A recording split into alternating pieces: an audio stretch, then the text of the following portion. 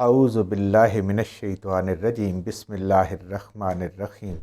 اللہم صلی علی محمد وعلی آل محمد۔ اللہ جل شانہ کا بے حساب کرم احسان اس ذات کا کہ جس نے ایک دفعہ پھر قرآن مجید سمجھنے کے لیے یہاں پہ ہمیں اکٹھا کر دیا۔ آج ہم انشاءاللہ تیسرا پارہ سورہ آل عمران کی آیت نمبر 84 سے اپنا سبق شروع کریں گے۔ آیت نمبر 84 سورہ آل عمران۔ اعوذ باللہ من الشیطان الرجیم بسم اللہ الرحمن الرحیم قل آمن باللہ وما انزل علینا وما انزل علی ابراہیم و اسماعیل و اسحاق و یعقوب والاسباط وما اوتی موسیٰ و عیسیٰ والنبیون من ربہم لا نفرق بین احد منہم ونحن لہ مسلمون۔ پچھلی آیت میں ہم نے پڑھا تھا اللہ کی ذات نے فرمایا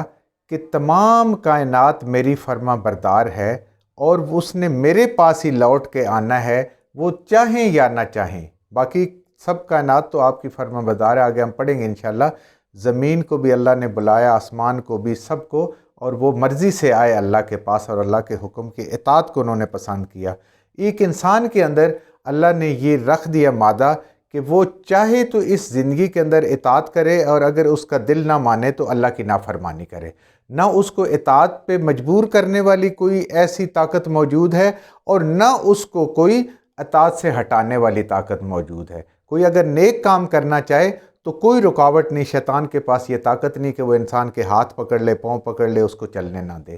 اور اگر وہ برائی کی طرف جائے تو کوئی بھی ایسی طاقت نہیں ہے کہ وہ اس کا برائی کی طرف یا غلط کام کی طرف بڑھتا ہوا ہاتھ یا بڑھتی ہوئی آنکھ جو ہے وہ اللہ روک دے۔ کیوں؟ یہ دارالامتحان ہے، یہ وہ پیپر جیسے بچے کے 3 گھنٹے کا ہوتا ہے۔ اس 3 گھنٹے میں چاہے تو بچہ کوئی لکھے یا نہ لکھے، غلط لکھے صحیح لکھے، اس کو کوئی کچھ نہیں کہہ سکتا۔ الٹیمیٹلی جب اس کا رزلٹ آتا ہے، نتیجہ اس کے سامنے آتا ہے۔ تو ہمارا بھی یہ دنیا دارالامتحان ہے، اور ہمارا نتیجہ آخر میں نکلنا ہے کہ ہم کامیاب ہوتے ہیں یا ناکام ہوتے ہیں۔ کس پہ ڈیپینڈ کرتا ہے؟ اس پیپر کے اندر جو بچہ دیتا ہے، اور اس پیپر کے اندر جو ہمارے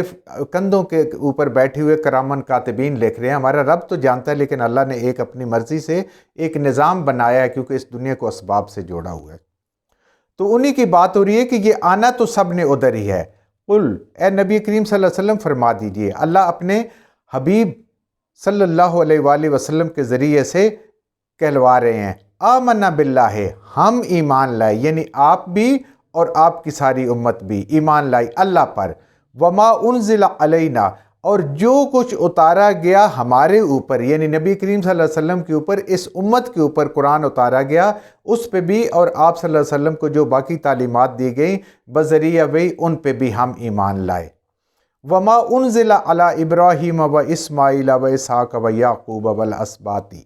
اور ہم ایمان لائے حضرت ابراہیم علیہ السلام پہ، حضرت اسماعیل علیہ السلام پہ، حضرت اسحاق علیہ السلام پہ، اور یعقوب علیہ السلام پہ، اور ان کی اولادوں میں سے بھی جن جن کو اللہ نے نبوت عطا فرمائی، ہم ان سب پہ ایمان لائے کہ وہ اللہ کے نبی ہیں۔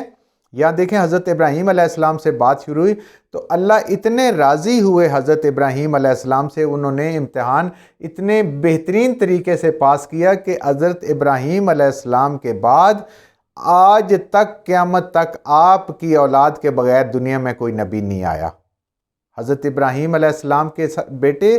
حضرت اسحاق علیہ السلام بنی اسرائیل میں، پھر یعقوب علیہ السلام، پھر یوسف علیہ السلام، اسی طرح انہی کی نسل سے چلتے گئے، اور نبی کریم صلی اللہ علیہ وآلہ وسلم حضرت ابراہیم علیہ السلام کی وہ اولاد حضرت اسماعیل علیہ السلام کو، جن کو مکہ چھوڑا تھا آپ صلی اللہ علیہ وسلم، اس سے آئے۔ یعنی پوری کی پوری نبوت اس کے بعد ہزاروں انبیاء آئے ہیں جو سب نبی حضرت ابراہیم علیہ السلام کی اولاد میں سے ہیں۔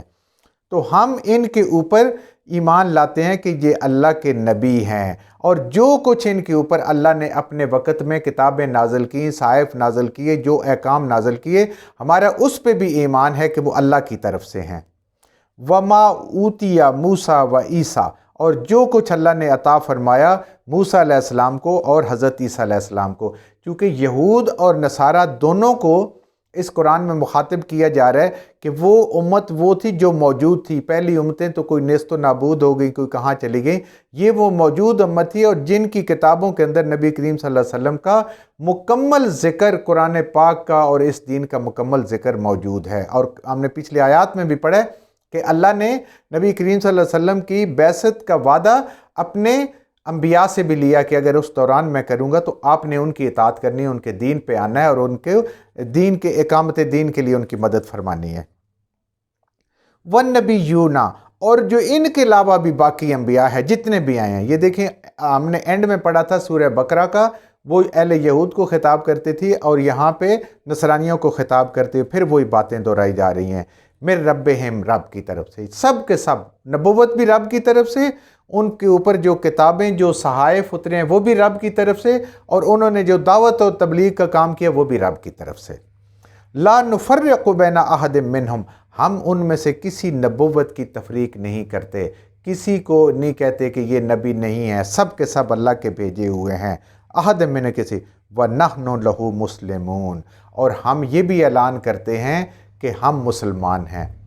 ہر نبی کی امت جو اللہ تعالیٰ نے ان کو کہا، ان کو مسلمان کہا۔ ابراہیم علیہ السلام مسلمان، ان کی امت مسلمان، آپ کے اولاد میں سے باقی جتنے نبی ہیں انہوں نے بھی یہ مسلمان کا ٹائٹل اپنایا، اور نبی کریم صلی اللہ علیہ وسلم اپنی طرف سے اور امت کی طرف سے بھی یہ اعلان فرما رہے ہیں کہ ہم مسلمان ہیں، ہم اپنے رب کے فرما بردار ہیں اور ہم بھی مسلمان کہلاتے ہیں۔ نبی کریم صلی اللہ علیہ وآلہ وسلم نے اللہ کے حکم سے یہ سارا اعلان فرمایا کہ پچھلے تمام نبیوں کی نبوت برحق، پچھلے تمام نبیوں کی کتابیں برحق، ان کی جتنی تعلیمات تھی وہ ساری برحق اپنے وقت میں،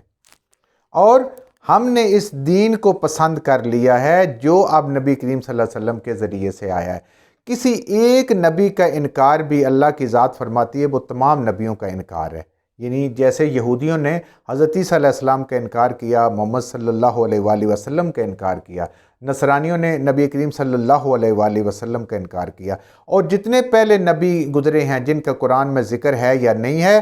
جو بھی نبی ہیں جو اللہ نے بھیجے ہم ان پہ ایمان لاتے، کسی ایک کا انکار بھی اللہ کہتا ہے یہ پورا ایک جیسے تسبیح ہوتی ہے نا، اس میں سے ایک دانہ اگر توڑیں تو ساری تسبیح گر جاتی ہے، بالکل اسی طریقے سے سارے دانے یہ اکٹھے ہیں، یہ ایک گلدستہ ہے جس کے اندر سارے کے سارے مختلف رنگوں کے اللہ نے پھول سجا کے، اور پھر ان سارے پھولوں کی جتنی خوبصورتی جتنی خوشبو تھی وہ نبی کریم صلی اللہ علیہ وآلہ وسلم کو عطا فرما کے اس دین کو مکمل کر دیا۔ اس قرآن کے اندر ساری تعلیمات کو یکجا کر کے اس قرآن کو مکمل اور آخری کتاب بنا دیا۔ یہ یہاں پہ اعلان ہو رہا ہے۔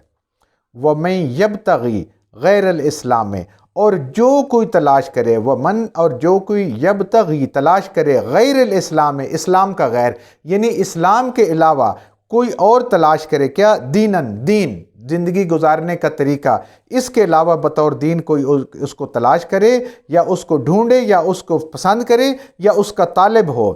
فَلَن يُقْبَلَ مِنْهُ، اللہ فرما رہے ہیں یہ اللہ کا اعلان ہے کہ اس دین کے علاوہ جو نبی کریم صلی اللہ علیہ وسلم اب اس دنیا میں پھیلا رہے ہیں اور آج تک موجود ہے، اس کے علاوہ اگر کوئی کسی اور کو کوئی دین پسند ہے، وہ اس کا طالب ہے، اس سے محبت رکھتا ہے، اس کو ڈھونڈ رہا ہے، تو اللہ فرما رہے ہیں کہ فَلَن يُقْبَلُ فِيهَا مِنْهُ، تو یہ کبھی بھی قبول نہیں کیا جائے، اس ذات کو یہ بالکل قابل قبول نہیں، اس دین کے علاوہ کوئی اور دین قبول نہیں ہے۔ یہ اللہ کا دو ٹوک اعلان ہے کہ اب جس نے آنا ہے، اگر نبی بھی ہوتا ہے اس وقت موجود تو وہ بھی اسی دین پہ آتا ہے جیسے حضرت عیسیٰ علیہ السلام آئیں گے، تو ان کی امتوں میں سے بھی جو لوگ موجود ہیں انہیں یہ دین قبول کرنا پڑے گا، ورنہ رب فرما رہے ہیں کہ یہ اس کے علاوہ کوئی اور دین ہمیں قبول نہیں ہوگا۔ اب پچھلے دین ختم ہو گئے، اور جب سے میں نے کل بھی عرض کیا تھا کہ جب آپ صلی اللہ علیہ وسلم نے تمام انبیاء کی امامت کروا دی تو وہ دین ختم ہو گئے، نبی کریم صلی اللہ علیہ وسلم کا آخری دین جو قیامت تک رہنا، اور یہ آخری کتاب، اس کو اللہ نے غالب فرمانا ہے، اور اس کے علاوہ اللہ کو کچھ اور قابل قبول نہیں ہے۔ وَهُوَ فِي الْآخِرَةِ مِنَ الْخَاسِرِينَ، اور جو اس کے علاوہ کوئی اور دین ڈھونڈے، آپ صلی اللہ علیہ وسلم پہ ایمان نہ لائے، وہ آخرت میں خسارے والا ہو جائے گا، آخرت میں نقصان اٹھانے والا ہو جائے گا، اور نقصان اٹھانے والا رب کی ذات اس کو کہتی ہے جو جہنم میں چلا گیا۔ اور کامیاب اس کو کہتے ہیں جو جہنم سے بچ گیا جنت میں چلا گیا۔ تو ایسے لوگ جو ہیں وہ آخرت میں بڑا نقصان اٹھانے والے ہوں گے، کیونکہ وہاں کی کامیابی ہمیشہ کی کامیابی، وہاں کی ناکامی ہمیشہ کی ناکامی۔ کیف یہدی، کیسے ہدایت دے، کیوں ہدایت دے، اللہ قومن، اس قوم کو، کفرو، کہ جس نے حق کا انکار کیا، جس نے نبی کریم صلی اللہ علیہ وسلم کا انکار کیا، اور جس نے قرآن کا انکار کیا، جس نے حق کا، جس نے سچائی کا انکار کیا، بعد ایمانہم، اس پہ ایمان لانے کے بعد۔ یعنی ایک تسلسل چل رہا تھا، حضرت موسیٰ علیہ السلام پہ ایمان لائے، تورات پہ ایمان لائے، پھر ان کا کام تھا ایمان لانا حضرت عیسیٰ علیہ السلام پہ اور ساتھ انجیل پہ بھی، اور پھر ان کا کام تھا جب ان کا دور ختم ہوا تو نبی کریم صلی اللہ علیہ وسلم نے نبوت کا اعلان کیا، اس پہ آ کے انہوں نے ایمان لانا تھا۔ یعنی وہ ایمان کے تسلسل سے چلتے چلتے یہاں بغض اور حسد اور ضد کی وجہ سے رک گئے۔ اب اللہ تعالیٰ کیوں ان کو ہدایت دے جب ان کے پاس ہدایت موجود، ایک ایک نشانی موجود، جس نے بھی آ کے علماء یہود سے آپ کو جانچا، آپ سے سوالات کیے، سارے کے سارے آپ نے تورات کے مطابق جواب دیے جو اللہ تعالیٰ نے آپ کو علم عطا فرمایا تھا۔ تو اب اس ایمان کے بعد اگر یہ دوبارہ کفر کی طرف جا رہے ہیں تو ایسے لوگوں کو اللہ ہدایت نہیں دیتے۔ وَشَاهِدُوا، اور یہ گواہی دے چکے ہیں، کیونکہ ان کی کتاب میں لکھا ہوا ہے، اس پہ ان کا ایمان ہے، یہ گواہی دے چکے ہیں، ان رسول حقاً، یہ کہ نبی کریم صلی اللہ علیہ وآلہ وسلم جو اللہ کے پیغمبر ہیں آپ سچے ہیں۔ یہ اپنی کتابیں پڑھ کے انتظار میں بیٹھے ہوئے تھے کہ یہ نبی آئیں گے، ہم نے ان کے اوپر ایمان لانا ہے، صرف اس وجہ سے کہ آپ بنی اسرائیل سے نہیں مبعوث ہوئے، اللہ نے جہاں سے چاہے بنو اسماعیل سے مبعوث فرمایا آپ کو، تو اس وجہ سے یہ گواہی دے چکے ہیں کہ یہ رسول سچے ہیں۔ وَجَاءَهُم بِالْبَيِّنَاتِ، اور ان کے پاس واضح نشانیاں آ گئی ہیں، واضح دلیلیں آ گئی ہیں، اپنی کتاب سے بھی اور قرآن سے بھی۔ قرآن کو بھی پڑھیں اور اس کو میچ کریں اس کے ساتھ جو تعلیمات ان کی اپنی کتاب تورات اور انجیل میں موجود ہیں، تو ان کو بالکل واضح ہر چیز نظر آ گئی، انہیں سمجھ آ چکی ہے۔ وَاللَّهُ لَا يَهْدِي الْقَوْمَ الظَّالِمِينَ،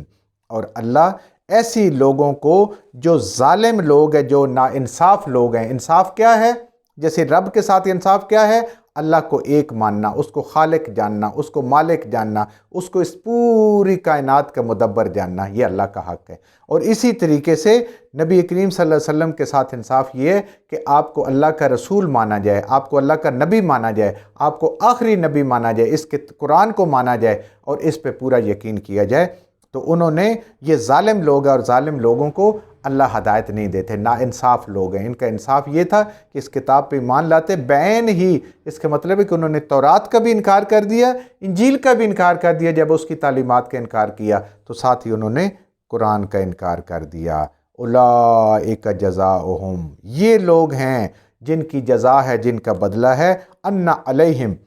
یہ کہ ان کے اوپر لعنت اللہ، اللہ کی لعنت۔ اللہ کی لعنت سے مراد اللہ کی رحمت سے دور، اور اللہ کی رحمت وہ چیز ہے جس کے بغیر کوئی انسان جو ہے اس کی بخشش نہیں ہو سکتی۔ نبی کریم اما عائشہ صدیقہ رضی اللہ تعالی عنہا روایت کرتی ہے، نبی کریم صلی اللہ علیہ وآلہ وسلم نے فرمایا کہ اللہ کی رحمت کے بغیر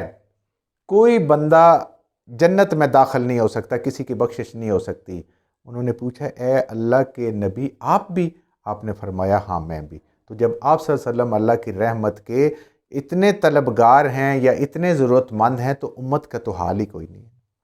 تو وہ اللہ کی رحمت سے دور ہو گئے۔ والملائکۃ، اور وہ فرشتوں کی رحمت سے بھی دور ہو گئے۔ کیوں؟ آگے ہم قرآن میں پڑھیں گے، اللہ کے جو فرشتے ہیں، مقرب فرشتے ہیں،